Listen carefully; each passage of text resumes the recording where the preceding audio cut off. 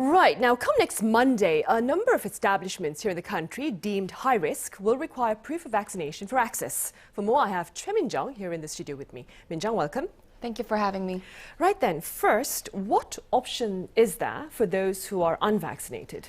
Well, if you're not vaccinated, then you will have to have a negative PCR test, and this also applies to those who only received the first shot of a two-dose vaccine like Pfizer's or Moderna's. And even if you got your second dose, at least 2 weeks must have passed. Otherwise, you would also be required to get a PCR test. In order for the results to be valid, they must be tested within the previous 48 hours.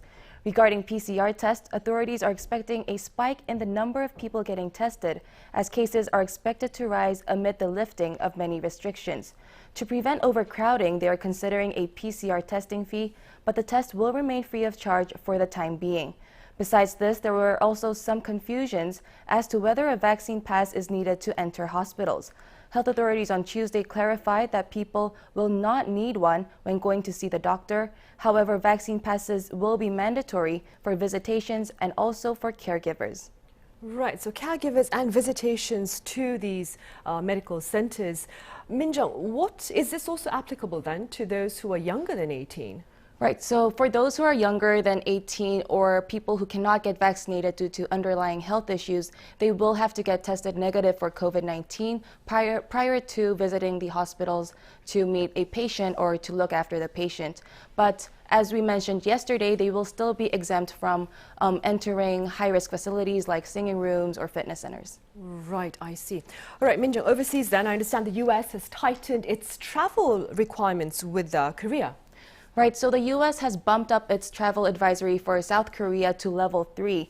This means that people visiting from the United States should reconsider travel to Korea. It's the second highest level in its 4-tier system. And this indicates that there's a serious outbreak from COVID-19 from the viewpoint of the U.S. It was upgraded from level 1 to level 2 in August when the fourth wave of infections broke out here in Korea. For Korean nationals entering the U.S., they will now need a vaccine pass. Up until now, only negative test results had been required.